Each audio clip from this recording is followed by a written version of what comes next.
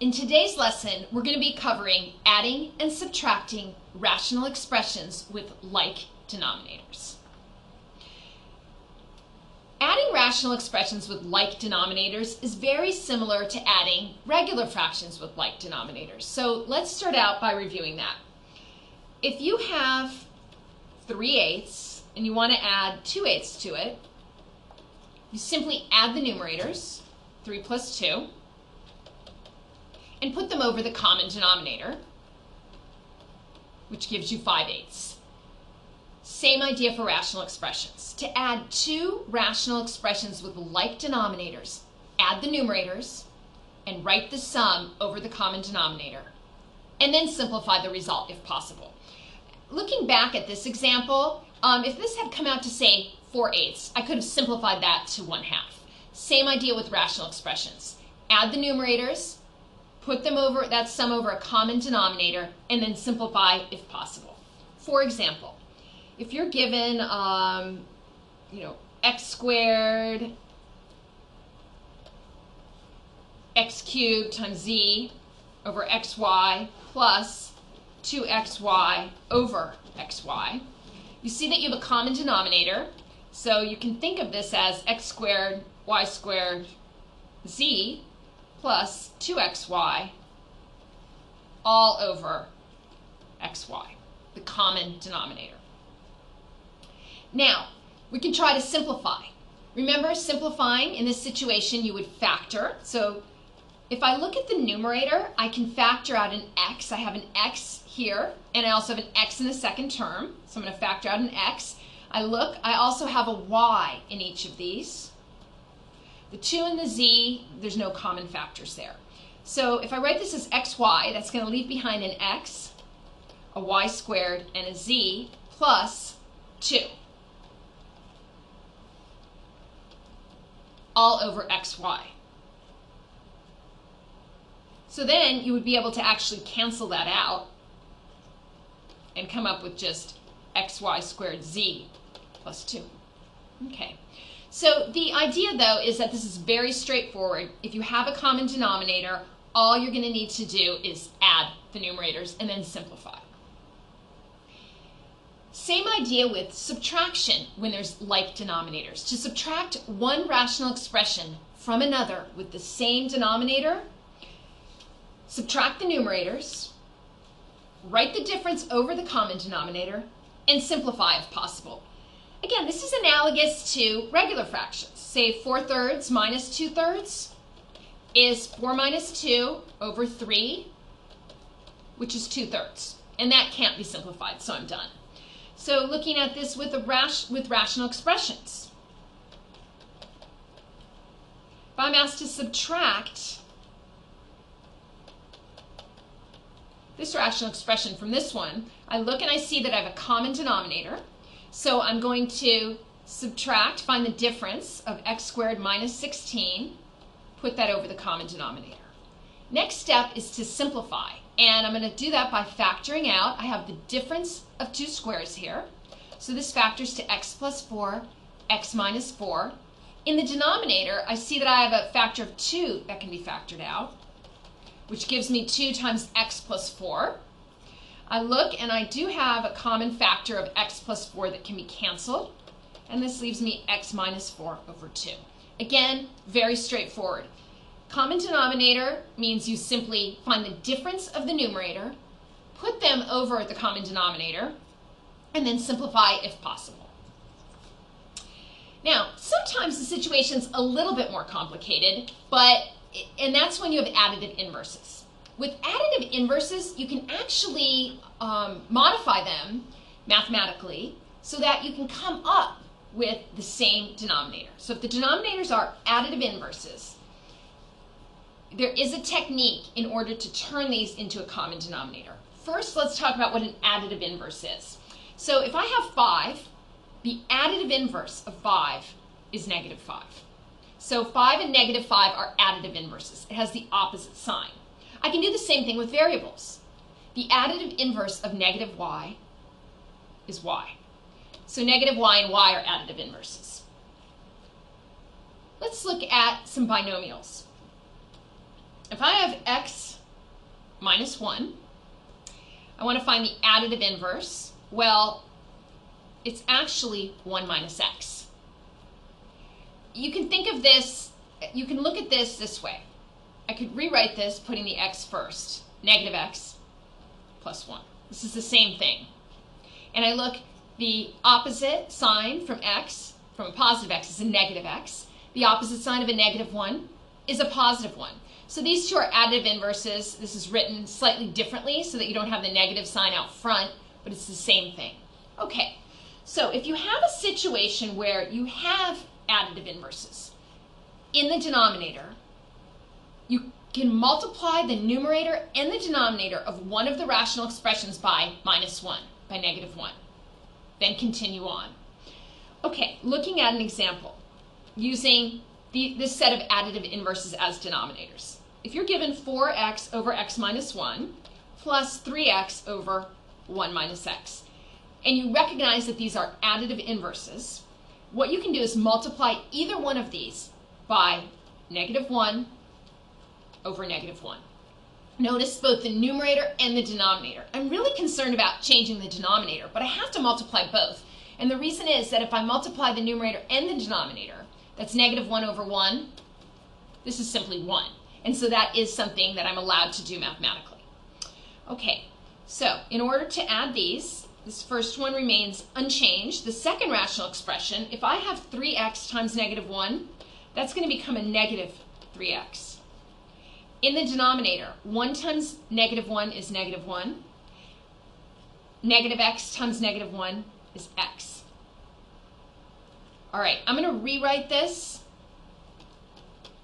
to make it more obvious that I now have the same denominator. And if you need to rewrite things like this to make it clearer to yourself, just go ahead and take that extra step. I'm going to switch the order. I'm going to put the x on the left and the negative 1 on the right. And now I can see that I have the same denominator. Once I have the same denominator, I use the technique we discussed, which is adding the numerator. That's 4x minus 3x over the common denominator. 4x minus 3x is just x over x minus 1. So again, this is a special situation. When you have additive inverses, you can convert those these rational expressions into having a common denominator by multiplying one of the rational expressions over negative 1 by negative 1 over negative 1. Then go about as usual. Okay, in the first example, we have the situation where we have rational expressions with the same denominator. There's a common denominator. So that's 5 over 2x plus 7 over 2x. Remember that what you need to do is add the numerators and put those over the common denominator. 5 plus 7, that's 12 over 2x. And remember to simplify after adding. And I do have a common factor of 2. This is 6 over x. Again, common denominators, add the numerator, put that all over the common denominator, and then simplify. In the second example, I have more complex expressions, but it's still the same idea.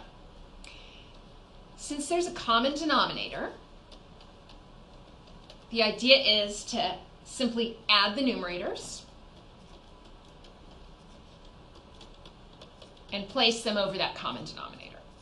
So this is going to give me 2z minus 3 minus 6z minus 4. Whenever you're subtracting, you have to be really careful with the signs. Over 4z plus 1. Since there is a negative sign, I can change this to adding and then change all the signs within the parentheses. So that's the same as adding negative 6z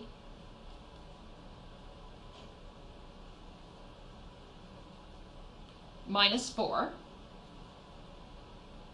plus 4. So this is the same as adding negative 6z plus 4, all over 4z plus 1. Okay.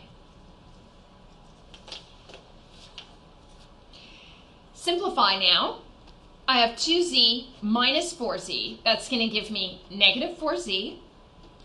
And that's negative 3 plus 4 is a positive 1 all over 4z plus 1. And I can't simplify anymore.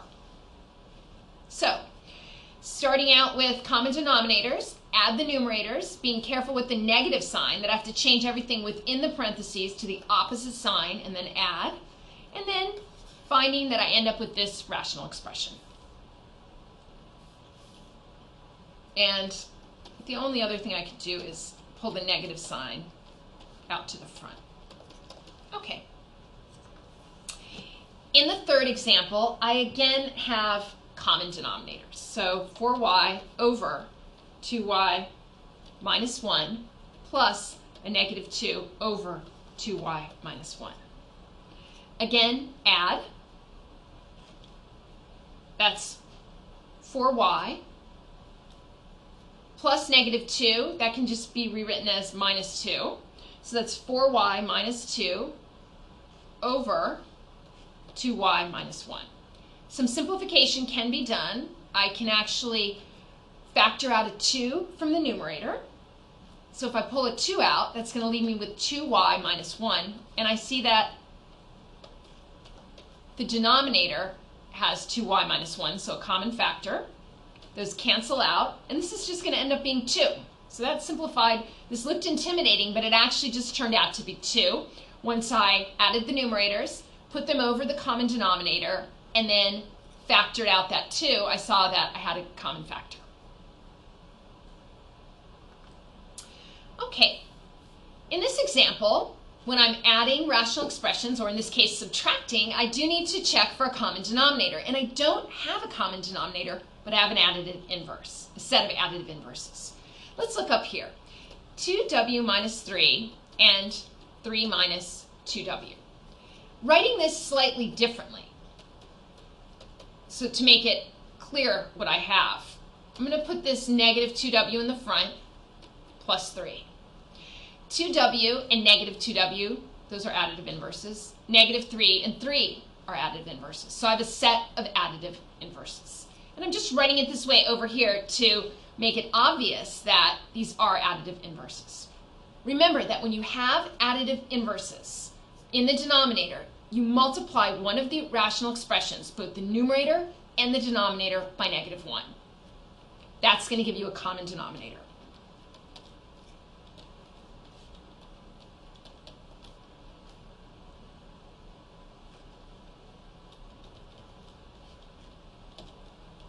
Okay, I'm multiplying the numerator by negative 1 and the denominator by negative 1. I come down here and I have the first rational expression is going to be unchanged. Minus, so the second one, w squared times negative 1 is going to give me negative w squared. Negative 12 times negative 1 is going to give me a positive 12 in the denominator. Negative 1 times 3 is negative 3. Negative 2w times negative 1 is plus 2w. If you look at this, it is the same as this. Let's just rewrite it again, clarifying what we actually have, our common denominators. Okay, I'm rewriting this all the same, except in the bottom, I'm going to reverse the order of the two terms to give 2w minus 3 so that I'm sure that I have a common denominator. Now I just go ahead and add all this up. So I'm subtracting. That's the same as adding the opposite of each of these terms. So I'm going to rewrite this as adding. Negative and a negative would give me a positive w squared. Negative and a positive would give me minus 12, all over 2w minus 3. Okay, simplifying. I have w squared and w squared. I have two of those terms, so that's 2w squared, plus 5w minus 12, all over common denominator of 2w minus 3. Okay, now, we could stop here, but we wouldn't have it in simplest form. For simplest form, I'm going to try to factor this and see if I have a common factor. But instead of just trying all different possibilities, what I want to think about is what I need. And what I need is to have 2w squared plus 5w minus 12 to factor out so that one of the factors is 2w minus 3. If that doesn't work out, it's not even worth factoring because I can't simplify. So if I can't find a factor up here that is 2w minus 3, I'm not even going to bother finishing the factoring. So if, given that one of the factors I need to be this, I have to try possibility over here and then see if it works out. Well, I know I've got 2w squared as the first term, and I've got a 2w here, so I have to have a w squared here, w here. The other thing I know is that I have a negative sign right here, and I need a negative and a positive. Okay, factors of 12. Well, of course I have 1 and 12, I have 2 and 6, and I also have 3 and 4. So if this is a negative 3, the only factor that would work over here would be 4. And now I need to check this to make sure it actually does work. Okay, so this is, I know that this is 2w squared, first terms. So that gives me 2w squared. 2w times 4 is 8w minus 3w. So I have 8w, outer terms, negative 3w, inner terms. 8w minus 3w is 5w. Last terms, negative 3 times 4 is negative 12. And this does check out. So this is the correct factorization, which means I can simplify. So now I've factored this numerator out to this. 2w minus 3, w plus 4 over 2w minus 3. Common factor cancels out, which leaves me w plus 4. Okay, so this one was slightly more complicated because the common denominator wasn't there for us already. But I did have the additive inverse, which meant that I could just multiply either one of the rational expressions by negative 1 over negative 1. That ended up giving me a common denominator, and I added and simplified to find this trinomial. This trinomial factored into 2w minus 3 times w plus 4, so I was able to cancel out a common factor. Okay, that finishes out this lesson for Educator.com. Thanks for visiting.